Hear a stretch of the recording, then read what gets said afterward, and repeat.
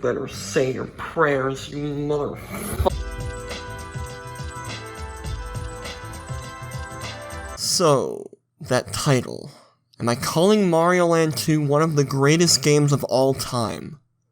No. When you look at what Mario Land 1 is, and then you look at what Mario Land 2 is, I think most people would agree its status as the successor to the first game is well earned. If the job of a sequel is to take what worked in the prior game and expand and improve upon it, then Mario Land 2 has got to be one of the most successful attempts of this task in gaming history. It's night and day. I still admire 1's tiny minimalism, but 2 actually looks like a Mario game. It's 3 times longer too, and it introduced Wario. He's a yellow Mario character. I don't know where I was going with this. And this guy Wario, he's taken your castle. Yeah, you have a castle. While you were out saving Daisy's life, like a chump, Wario was back home, pilfering your house. And because of the Mushroom Kingdom's completely backwards squatters' rights, Sorry, I shouldn't get political. See, even the plot is a major step up from the first game. Instead of the same damsel in distress shtick, we get a more open-ended narrative with a less heroic, more selfish motivation that I find 10 times more interesting. I mean, yes, it is a plot that's simple enough to print on a Laffy Taffy wrapper, but it's the little things. It gives this game a morally gray tone, which is a total breath of fresh air for a Mario game. If you fail, the kingdom's not going to be doomed, Mario's just going to be homeless. Another thing this game does better than its predecessor thematically is blending its weirdness with the series it belongs to. I still enjoy the overall strangeness of Mario Land 1, but 2 is able to go bizarre in ways that are eyebrow-raising, but still cohesive to the Mario canon. It's got weirdness, but can't be mistaken for anything other than a Mario game. The art represents a total mastery of the Game Boy's graphical capabilities. It accurately captures the look of the console games while still having a style of its own, and it never feels compromised by the hardware it's on. The sprites are much larger than those in the first game, but they still retain their cuteness. Like comparing Duplo to Lego, it pushes the experimentation spearheaded by the first game even further. It has enemies that aren't exactly weird for a platformer, but haven't appeared in Mario before, like ants, birds, and sharks.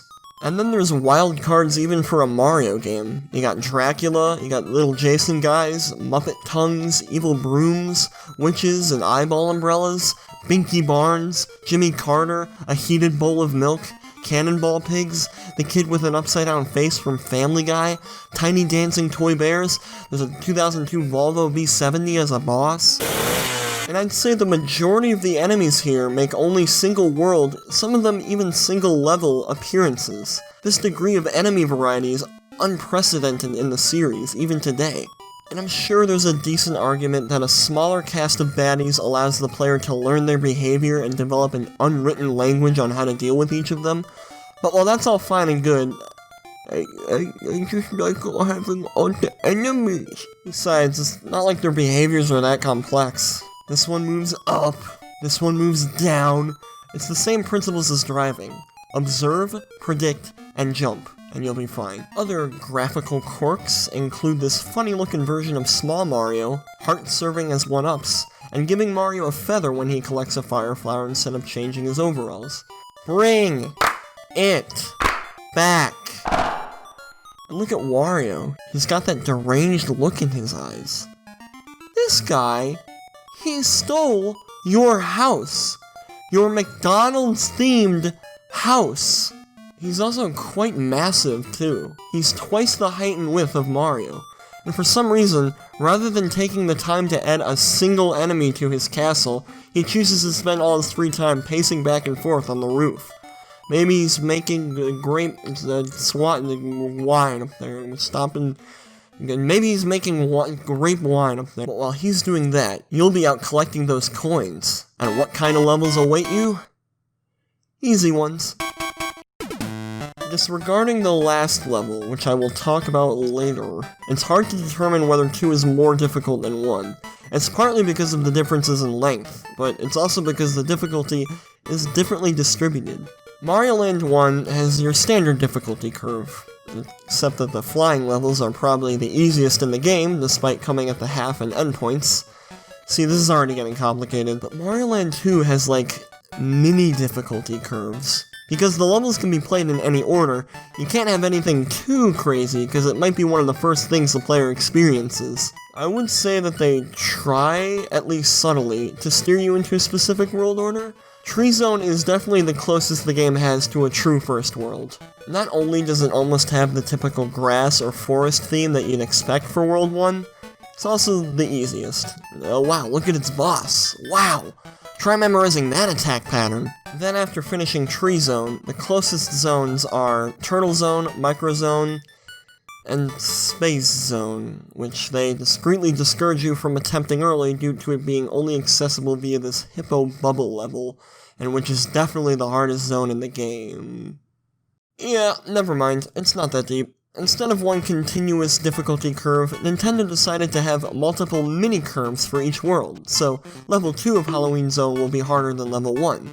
Yeah, I think I may have jumped the gun when I called Mario Land 1 the perfect starter Mario game, because I think it's actually Mario Land 2. It's easy like Mario Land 1, but it's also more akin to what a typical Mario game plays like. It's the perfect gentle nudge a would-be fan might need to get into the franchise. Mario Land 2's levels are straightforward, laid back, and just generally not too demanding of the player. But I wouldn't say boring. I was having a great time during my whole playthrough.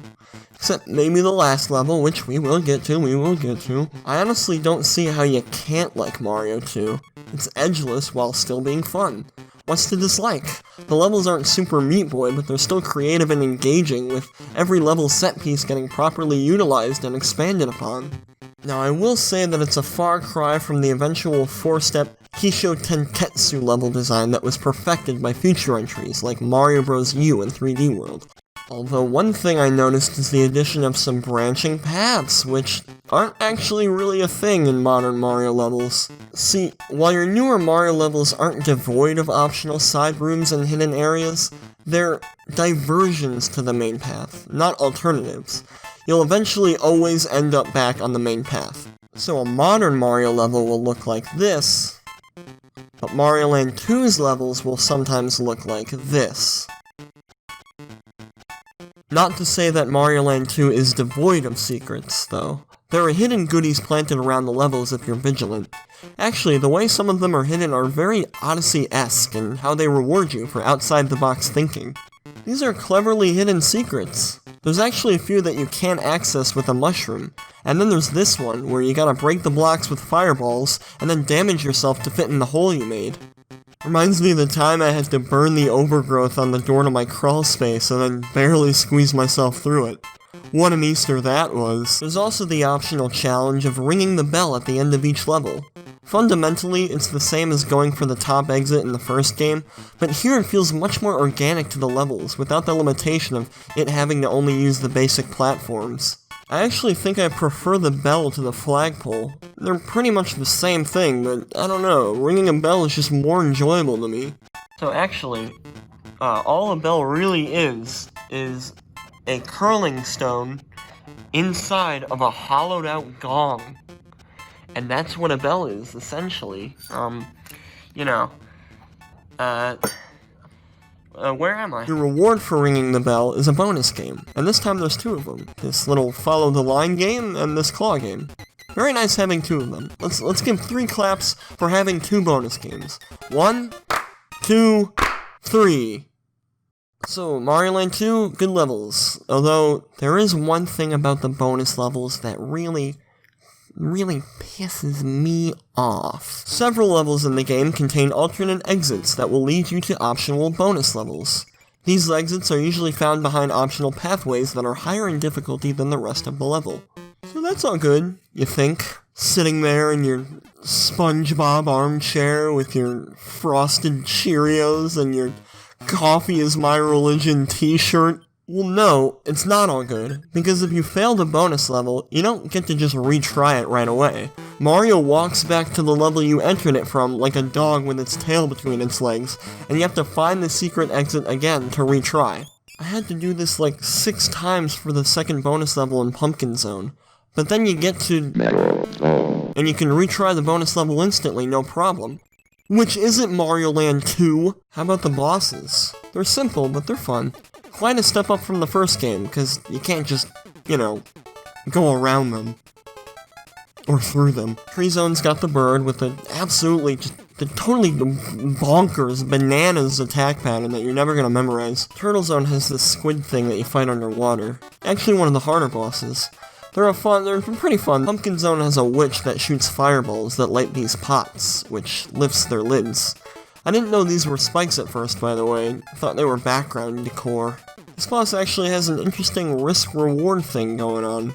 She'll appear on either side of the screen to shoot her fireball, but which side is randomly chosen each time. So you can either stand on one of the side pots, meaning you'll either be really close or really far from her, and that has another layer of risk-reward, because being close means you're more likely to be fireballed, but you have an easier time jumping on her. Or you can stand in the middle, slightly elevated pot, meaning you'll not be too close or too far, but you'll have to space your jump as to not hit the spikes above. Cool boss design, although apparently analyzing it takes longer than beating it. Mario Zone's boss no, it's not Mario, it's these pigs. Each of them are defeated in 3 hits, and each of them has their own bounce pattern. Simple but fun enough. I'm not sure why they went with pigs for a zone that takes place in a giant Mario robot. Maybe Nintendo was trying to comment something about Mario, which is a little rude actually. Micro Zone has this rat who skitters from pipe to pipe and drops down from the ceiling. Their speed makes them hard to hit, but I found them to be pretty easy when I realized that they only drop down from the center of the room. And the last non-Wario boss is Space Zone's Tatanga, who was the final boss of the first Mario Land. And fittingly, he's definitely the second hardest boss in the game. He just throws a lot at you, and I think in this circumstance, the anti-gravity makes it harder rather than easier. Except maybe I'm just an idiot, because this dude just stands in one spot the whole fight and they don't get hit once, and I am stupid, I guess. But when all the bosses are done, it's time for the finale. Enter the castle, and get ready to die a lot, because this castle's really hard. It's actually so hard that it kind of evens out the difficulty. One of the reasons this game is so easy is because it showers you in lives. Not only are there plenty of 1-ups, but there's also a new Super Mario Bros. 2 amount of coins scattered about. There's so many coins that there's a triple-digit coin counter. New Super Mario Bros. 2, whose entire gimmick was how many coins there were, only has a double-digit coin counter. Did he just say coin counter? What the hell? Okay, that's kind of funny, actually. While the coins themselves don't net you lives, you can exchange them for tries at the roulette machines in this little hut. Look, there's even an option for 999 coins. They knew how many coins there were. So during the main portion of the game, if you've ever played a platformer before, you're not gonna ever be in danger of seeing the game over screen. But Wario's Castle... Man, I seem to remember beating this place on my first try the first time I played this game, but either I have severely worsened in my game playing ability, or that just didn't happen, because it took me like 2 hours to finish it this time. It's mainly this first section, where the hazards are placed in scientifically the most annoying places possible. Like these piranha statues are just asynchronous enough to drive you insane, this giant one is timed to go off just as you land right in front of it, and the spike ball at the end gets me every time. Oh my god. Then the next section has you riding these checkerboard things over lava. The first 3 are easy peasy, but this last one, oh my...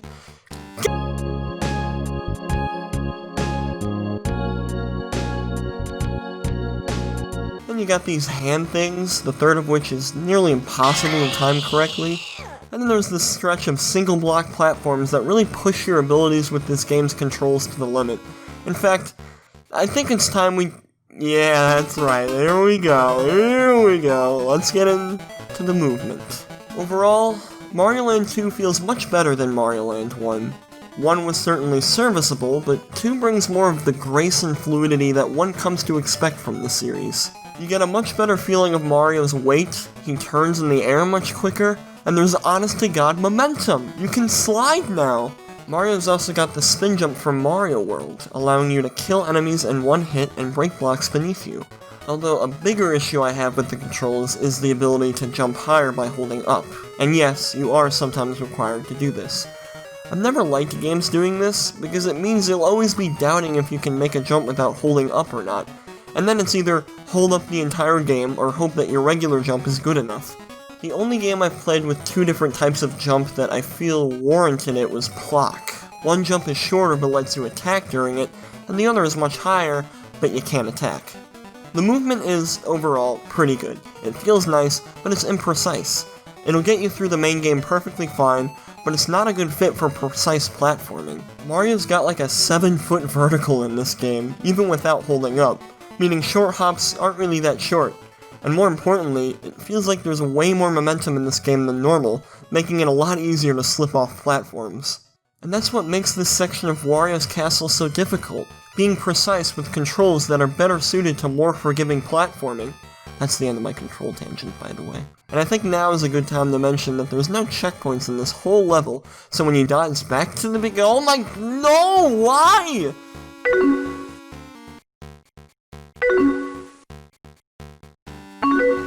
Anyway, you beat this room, and then the rest of the castle actually gets much easier for some reason.